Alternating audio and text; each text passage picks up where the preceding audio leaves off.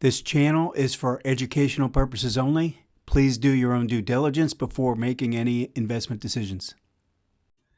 Hi, this is Joe Rabil with Invest Like a Pro, and today we're going to talk about a specific trade setup, go through in detail. I want to go through entry, initial stop. I want to show you how I take targets and how I'd go through the process and the thought process and how difficult the process might be mentally, depending on what type of trader you've been. So let's go ahead and go through this. Just briefly, if you want to learn more about my approach to the market, including MACD and ADX in multiple timeframes, I suggest starting with the book. I'm offering at a discount right now in an ebook format. Go to rabilstockresearch.com/book to check that out. Okay, so I've got a stock up, SKT, Tanger Inc., which is essentially a REIT.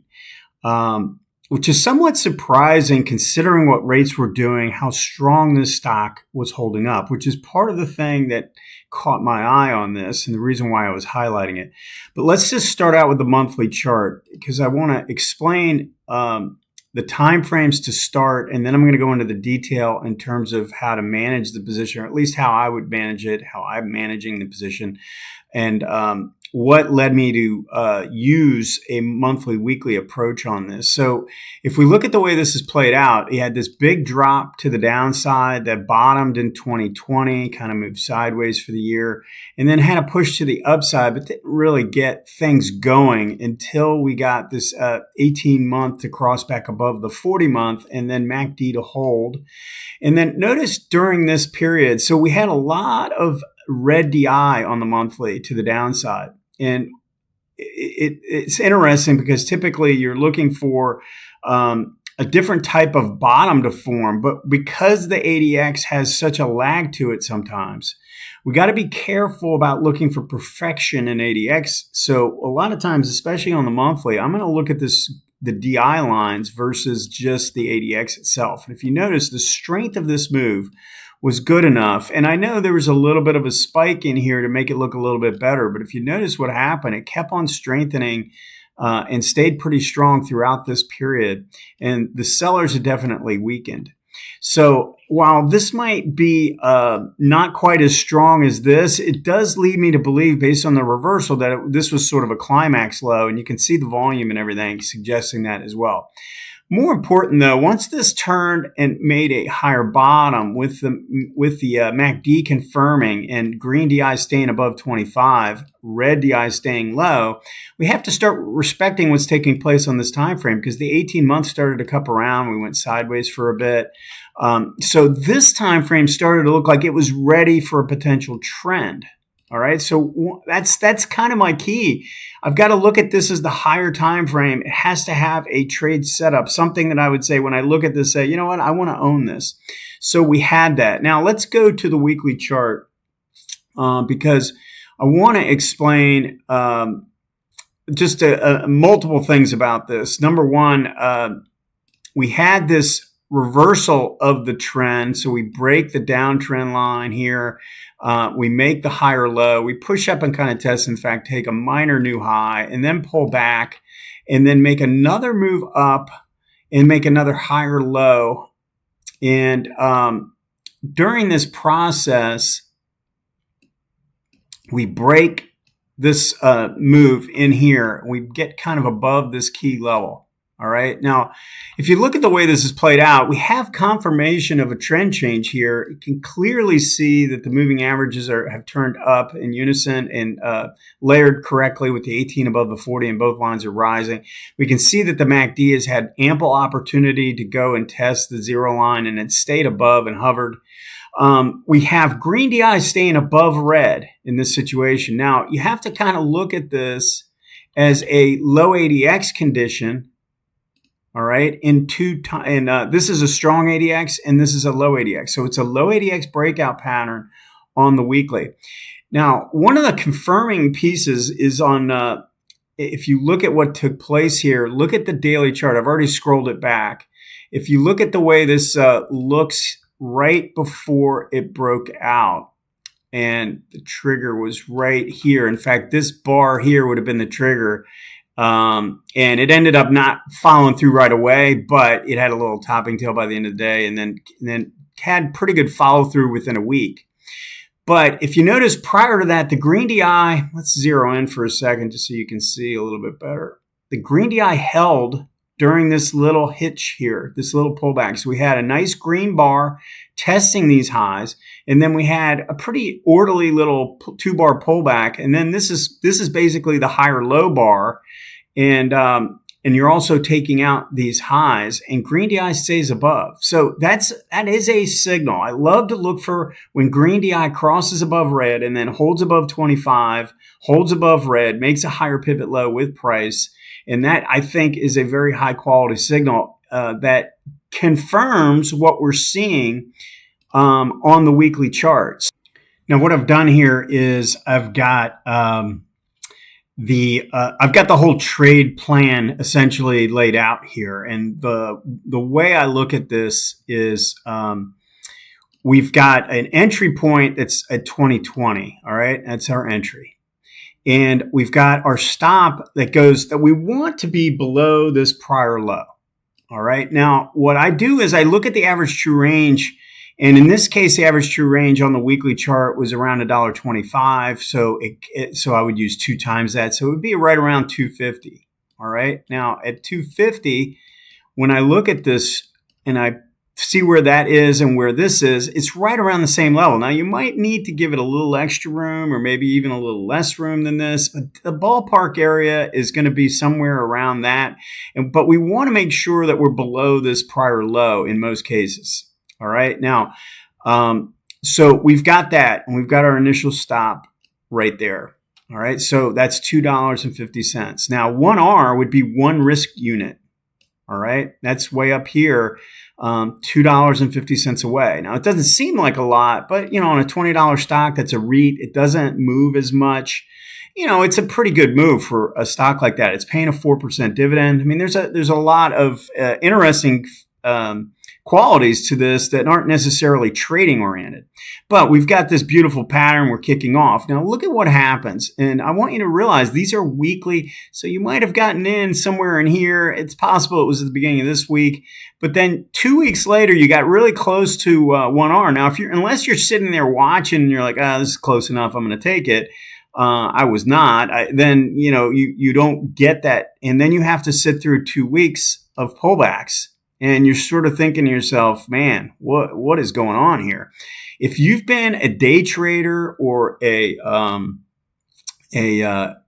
short-term swing trader, that kind of thing, this is going to feel like agony to you. It was for me when I made the switch, but it was really, really worth it once I started accepting the fact that I don't need to sit here and watch this during the day for sure.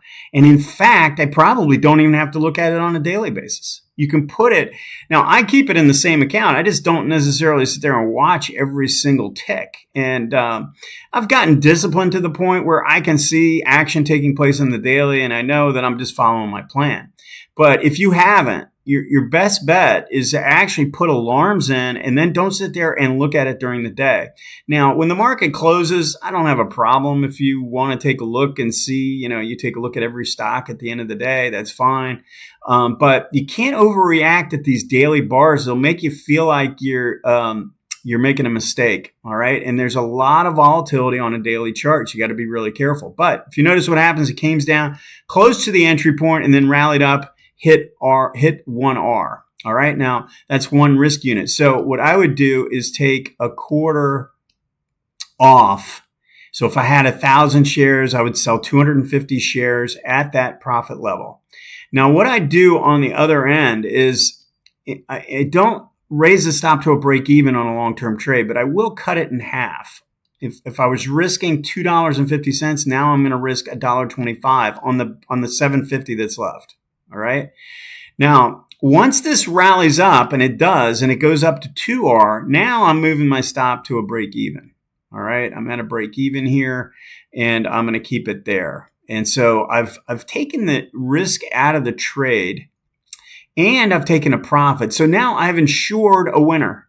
This is a win. Now, it might be a small win, But small wins make up for small losses. You don't want to just say, oh, this isn't any good because they make a whole lot of money. Those will add up over the course of time. Now, I've got my break even. I've hit this level. Now, if I'm sitting here watching this, look at this bar. You see what's going on? You see this topping tail that forms? After a run up of about 4 or 5 bars, it's a narrow range bar. There's a pretty good chance this is going to pull back. And what I had to learn was I had to kind of ignore things that I know. If I have confirming evidence. Now, in my plan, I don't even worry about confirming evidence, believe it or not. Like, I don't necessarily worry about whether ADX and MACD are confirming. What I've done is I let go of the trade. And I use this Mark Douglas thought process. Mark Douglas wrote a book called Trading in the Zone. And, the idea is you pay yourself as the market makes money available to you. So if you risk 250 and it goes up 250, to me, I feel like that's a pretty decent trade. It's not a great trade, but it's a pretty decent trade. For me to take that level and then go and take the full loss, that would be pretty painful. And let me tell you, when I first started, I did that a lot, and I really hated it. I hated it, all right? And so I said to myself, I'm going to incorporate into my plan that if I get to 1R, I'm doing something. Now, I might just cut it in half. I might go to a break even without taking profits at all, but I'm going to do something. In this case, I take a quarter off and I raise it halfway, because if it drops all the way down, overall on the trade, it's pretty close to a break even. All right. Now, so I've kind of taken my risk out of the trade doing that. Now, if you notice what happens, and this is where it gets painful for the guy that's been short-term trading, when you're looking at this bar here, you're thinking you're the village idiot. And this is, you've been watching this thing dribble down for months, and you're thinking, I'm going to get stopped out of this. And I had a pretty nice profit up here. This is a part of being a trend trader. All right. If you're going to trend trade, you have to accept the fact that you're going to have movement against you. Now, what I like about this type of trading is that I don't have to spend a lot of time on it. If you're day trading, you have to be there. You have to be there, and you have to watch every tick. It's almost impossible not to do it that way.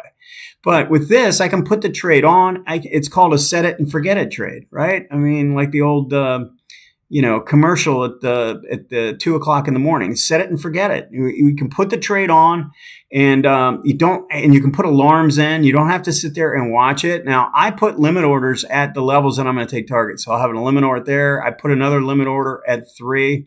And if you notice, we had this bar here. It was looking pretty ugly, but then look at the big greenie shows up, big wide range reversal bar, outside reversal bar. And then I knew I was kind of home free with this.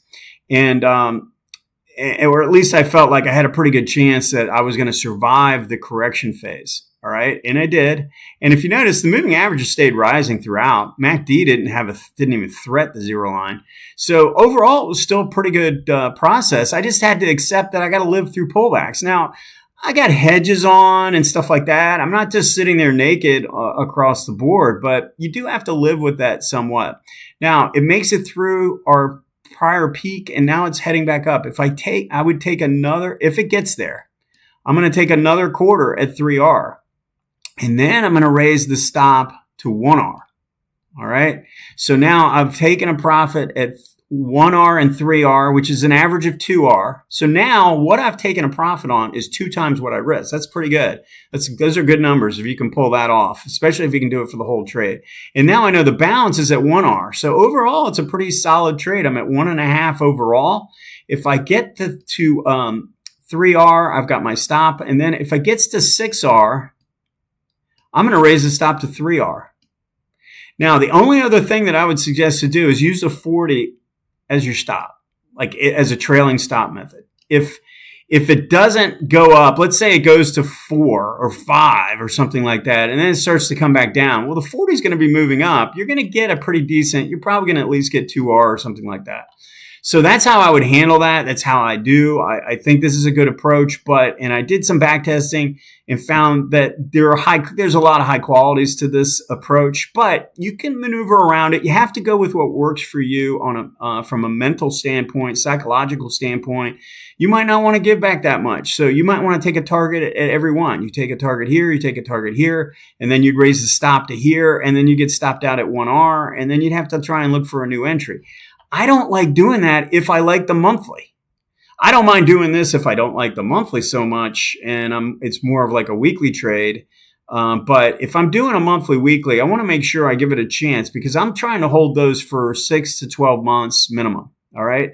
I've held some for 2 years doing it this way. And you can just keep trailing. And by the way, if you get to 9R, you'd go to 6. If you go to 12R, you go to 9. These are all, I think, useful ways to think about using the risk on the trade. Now, why is that such an advantage? Because it looks like you're just, you're saying, okay, well, I'm just going to take profits whenever I feel like it almost, right? But that's not the case. What we're doing is we're using the stock's own volatility. So this was the original trade. And if you notice, this was the size from high to low. This is the volatility of the stock. We're using the stock's volatility, and I'm confirming it using the ATR, but we're essentially taking the stock. So every stock is going to have a different volatility, and you're using that to determine when to take targets. I think it's useful. I think it'll help. Give it a try, and let me know if you have any questions. Thanks.